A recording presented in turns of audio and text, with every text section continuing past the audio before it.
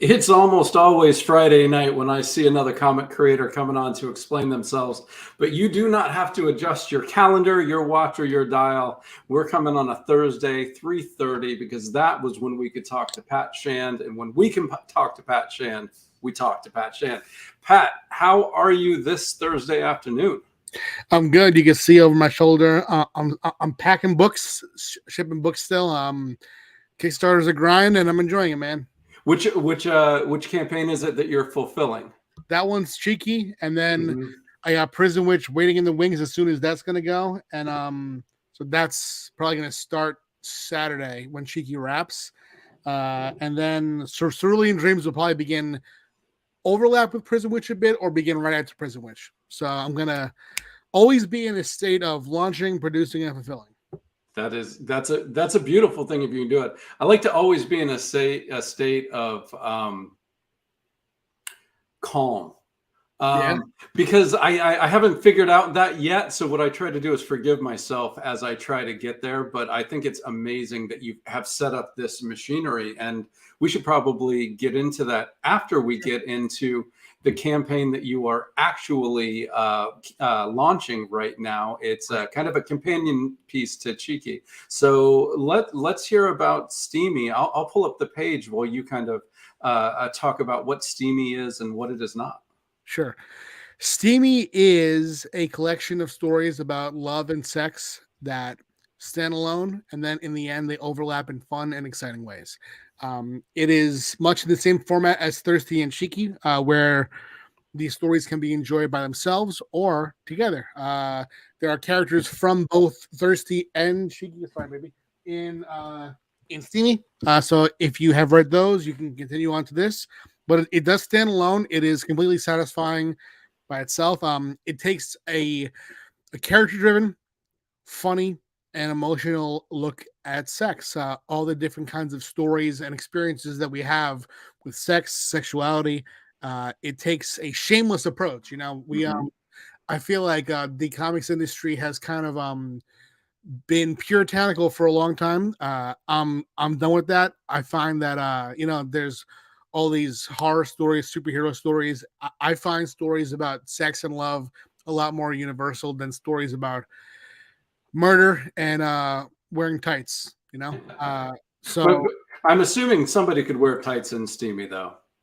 they could. I don't know if they do, but they could. Not for long. Yeah, exactly. Yeah. So yeah, I always tell this story that when I first started out in comics, I was quickly hired by Zenescope, a publisher known for both an interconnected fairy tale based public domain horror fantasy universe, and also known for their sexy covers. I was Mhm. hired by them as staff writer for years, and the my peers in the comics industry often mistakenly assumed that I was writing porn and kind of looked down at me for it. So my thought was always, all right, so I'm being demonized for something that I'm not even doing. How about I actually do it and write it better than any of their books? So that was my idea with well, first Thirsty, then Cheek, Mhm. Steamy, and my wife Amy came on to collaborate with me.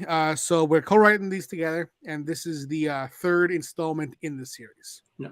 No, I've read Thirsty. I haven't read Cheeky or Steamy. What I was impressed by the story is it's unapologetically sexual, it's unapologetically erotic, but there were full-on stories happening in and around the sex. But I do want people to know this is, like you said, unapologetically, shamelessly a book Yeah. with sex. So if we're on your Facebook and you're at work and you don't want to hear words like sex and other things that might come around it, maybe mute us, because we're going to get into it without shame, as the Hustler store says, something like what's the big deal, it's just sex. So just that is your warning. If you're listening to the podcast or watching us on Facebook, we might get into some things, but really honestly, as a reader, I appreciate books that tell you what they are and deliver what they tell you they're going to deliver. And if it's a drama, about two people talking in a diner, and that's what I know I'm coming into, great. But if I have a super sexy cover, like, the clean cover you have up on top that you just unlocked, if I'm buying a book with this cover, I kind of want to see some stuff inside that's sensual and sexual as well. Right. Yeah. That was definitely that was our thought going into, is that we, and it's no shame to them. Zenoscope does it, and they do it very well. They do pinup covers where they'll have their character in like a sexy costume, or there's a nude variant, and then the interiors are, a not standard, but non-nude fantasy-based story. Mhm. But with Thirsty, we wanted it to be clear that we aren't doing that. We Right. want it to be known that it's about sex, because we wouldn't want people to buy it, open it up, and see some surprising shit. Exactly. So we put it all up front what it is, and it's been cool. It has sort of removed some of my hangups with how I've been perceived before. Okay. So one thing, as a writer, I have not ventured into this type of writing, so I'm kind of wondering. Every scene has the characters, and it builds to a crescendo. And like I said, there is a story with this, which is cool. Do the characters inform for you and your wife what the sex might be, or are you interested in exploring a sexual fantasy in a story? Not necessarily fantasy for you, but a fantasy out there, and then you build characters around it. So kind of chicken or egg, which comes first in your vignettes? You know what? It's a mixture of all that.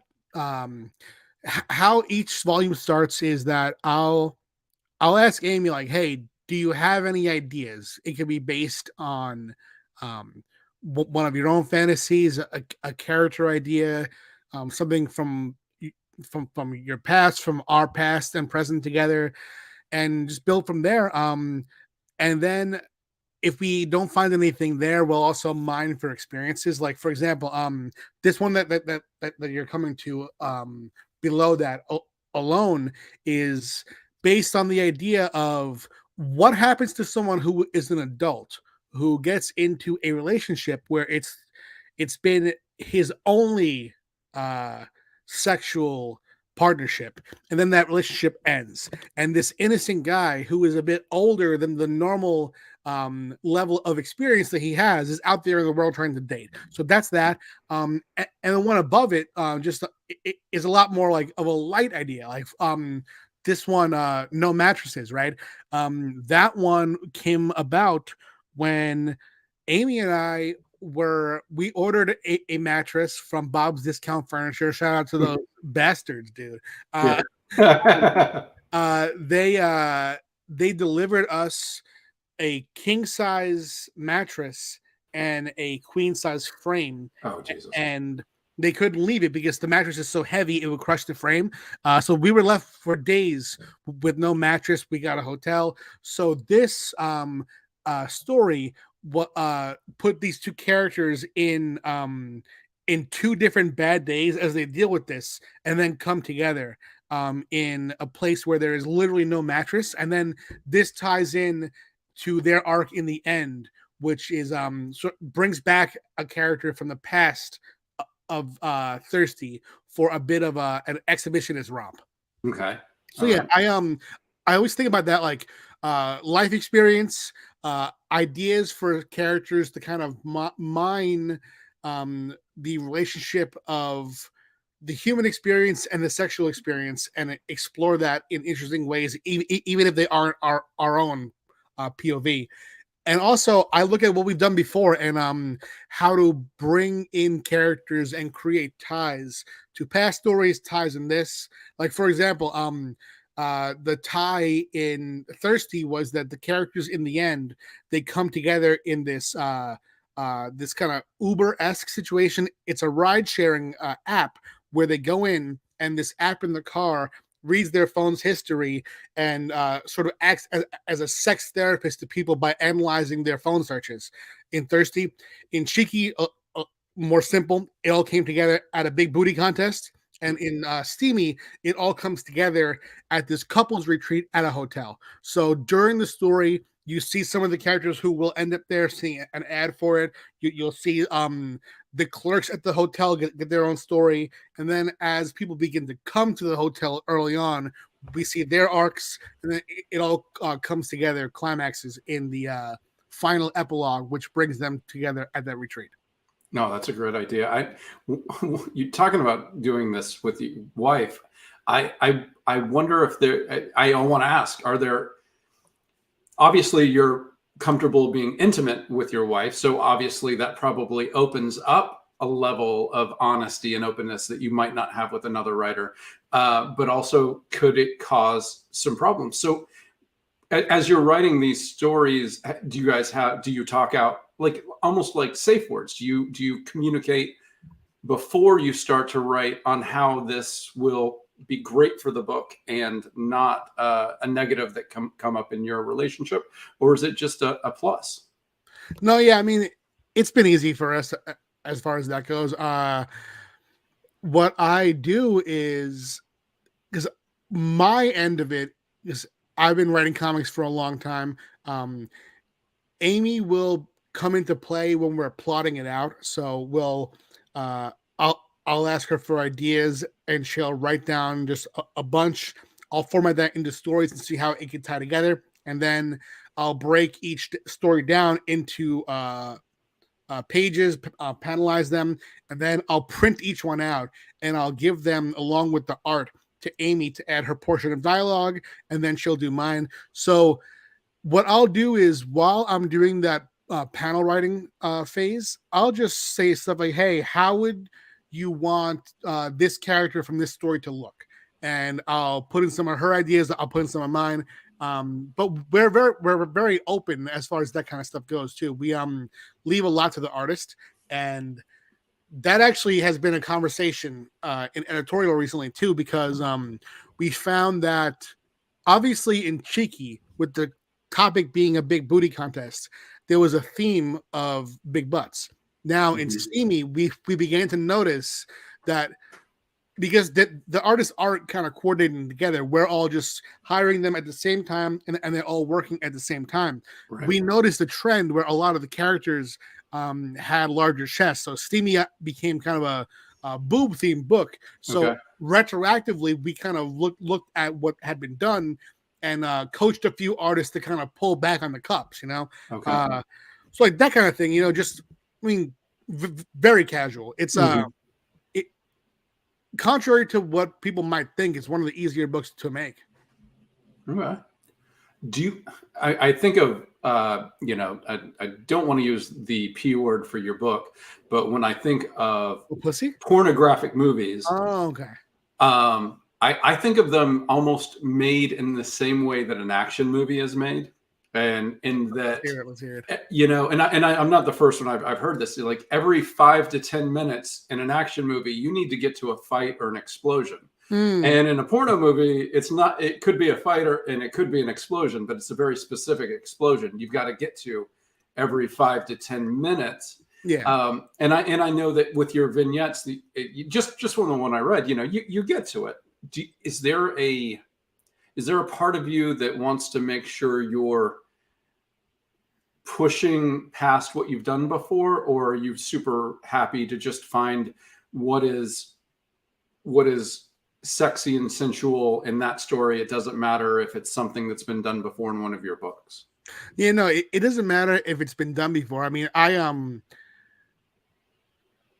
feel like I would catch it in the plot phase if it was too done, I mean, like for example, we have our character Penn, who is kind of the through line here. She was the only friends content creator in Thirsty. She gets a small appearance at the booty contest in Cheeky, and she gets a full dedicated story in Steamy, and we'll be launching a spinoff for her as well.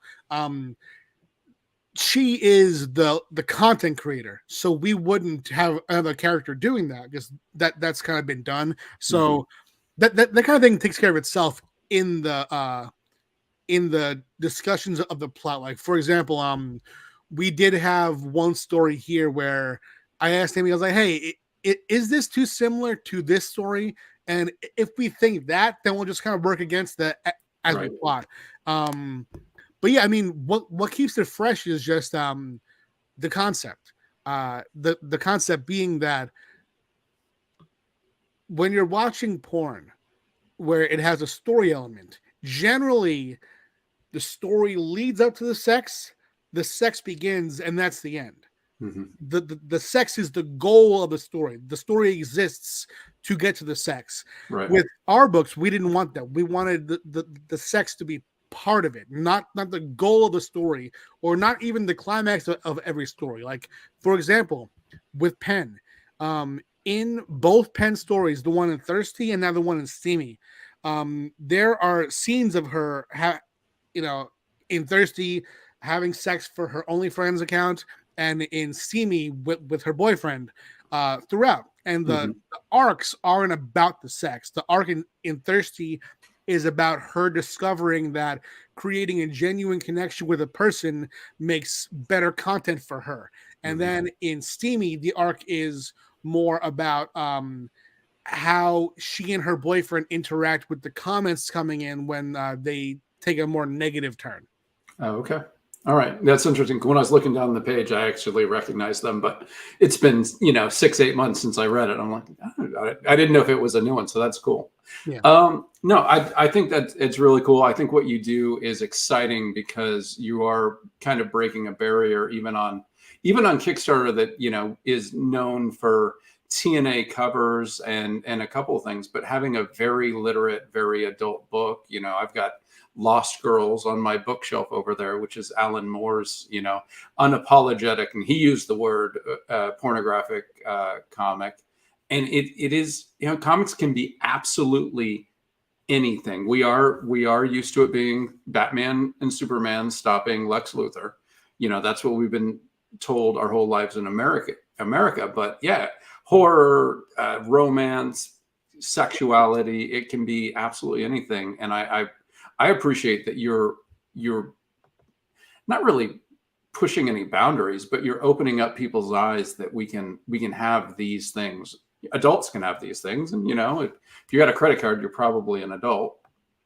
Yeah, it's not weird to experience attraction, to experience sex, and it's treated in comics for a long time now as if it is. That there were in the 2010s, there were all these controversies over depictions of certain characters on sexier covers from Marvel. Zenoscope got some of it too, and I feel like I want to be part of ending that. I think that conversation was sort of hidden as a liberal talking point when in actuality it's a very conservative state of mind. And to me, that's washed. It's done, and I'm happy to be part of that. Nice. Okay. All right. So one thing that we talked about at the very beginning, the fulfillment. So how did you build this machine where you can be creating, launching, fulfilling in a like always moving? Not like I feel like I do a circle of production, a circle of launching, a circle of fulfillment, and then I start over. I love the fact that you have this ability to do in this kind of infinite loop. So how did you build that for yourself, for me, and for someone who might be listening? This time around, for the first time ever, I'm bringing on a team to help with fulfillment. I have guys that I grew up with who I'm bringing onto the team. I have some very forward-thinking creators who I also have who are local on Long Island who are joining in, and building a team, creating content, and also delivering constantly. That has definitely been a learning curve, but in the past I did it myself, but and here we have Smiley Chris in the comments here. Chris is one of the guys who is packing up Cheeky 14 Space Between. And we're moving, it's been a really fun process. it's made delivery into something that I can look forward to, as opposed to something that I'm trying to really get done. And it also makes it much more efficient. Cheeky is our biggest campaign ever by a huge stretch. Mm-hmm. And when it's done, which is this weekend, it'll be our quickest delivered ever as well, which I'm very proud of that. So it is one, bringing in other people to create a team. It's two, really just believing in myself and pushing myself, becoming a G, really, really doubling down on the idea that I can do this myself. Whatever a publisher has to offer, not only can I do it, for me, I can do it better. And I really believe that. And I think that Kickstarter is helping not only myself but creators. I mean, everyone saw what Terry Moore did. I will say that I helped build that campaign, run that campaign, and I'm very proud of seeing that one immensely succeed. We're seeing publishers like Black Mask and Vault are looking to us. They're looking to Kickstarter creators and seeing how we do this, seeing what we do, and that trust in the individual that we're fostering in both the community of creators and backers. The most important part for me is that I'm fostering it in myself. You know, I know that I can do this, and that belief, that I look at what publishers do and I go, it's not good enough. That I take upon myself as a duty to me and my backers, that I have to level up and fulfill. That's nice. Chris put in the comments, always a cool time. Looking forward to tonight's stacking and packing. Let's and go. Great. When you're fulfilling it's such a solitary endeavor when you're fulfilling on your own. It's got to be just, you must be looking forward to going to fulfill now, as opposed to, I got to get this done so that I can get these out. And I mean, I love dropping the stuff off at the post office. I feel successful. I feel like I did the thing. Right. But, you know, sitting there alone, alone packing stuff up, it must be more fun to do it. It is. It is. In fact, I'm going to post in the comments here. This is a link to our vlog. We did this is part 1 of 2. It's our cheeky shipping vlog. If you want to check that out, anyone who's watching this, yeah, it's been cool. It's going to be a thing that we do every time now, you know, and yeah, it makes me look forward to packing more. I'm bringing team members to conventions now, so it makes me look forward to that more. It makes it all a more communal experience. And I you know, when I first got into comics, and you know, even until recently, I haven't felt too accepted by what I look at as the mainstream comics community. So my option is to build my own community. Yeah. I mean, if you put the foot in the door and they don't let you in, just break the door down. Right. Yeah, and start messing with the walls and putting their drapery on fire. As far as I'm concerned, you talked about going on the shows, and I know you go to comic shows, and I'm blanking on the name of the sex shows. I don't want to Exotica. Yeah. So you've done Exotica. What is the experience with the people who come to your booth that might not be into the comic genre when they come up? Are they excited to see you? Are they confused? How do people treat you if they were not coming to see Pat Shand and pick up a comic? Right. There's an element at a show like Exotica of people seeing the comics and having that, oh, what's this moment? Because there was an author there. We were the only comics publisher there. And that I found is helpful. You know, it's helpful to find people who are intrigued, who don't really know what it is yet, so you can kind of have a fresh slate and explain to them. I'm not competing with any other creators there. I'm not. I mean, who I'm competing with is the girl across who is selling lap dances, the booth to the side who is selling paddles, and the booth to this side who is brazzers. You know, bro. I mean, it's totally it's a level playing field. You know, so yeah, it's helpful, and I find that the people of all the conventions that I go to, there's a mix of people, like at a local convention, you're more likely to find people who have never heard of you. At a larger convention that has a few publishers, some big city focus, I'm likely to find people who are Kickstarter backers and who are people who have found my stuff in comic shops. And then at a convention like Exotica, it's mostly new people to me who I haven't met before, but the vibe is very open. People are eager to see new shit. They're eager to be surprised. Like they don't go to Exotica thinking, okay, I'm gonna get what would you get signed? Like they don't have they don't have like a preconceived plan, except maybe to like get in line with Angela White, take a picture with her, and tell her what their favorite video was. Right. But there's not like people don't have. They're not dragging a box of comics saying, "Oh, I need to get signed by so and so, so and so, and so and so." It's all about the experience there, and the experience-based convention going. Man, it's cool to see as someone who's been doing just purely Comic Cons for so long, breaking out and doing a more a different focus has been super cool.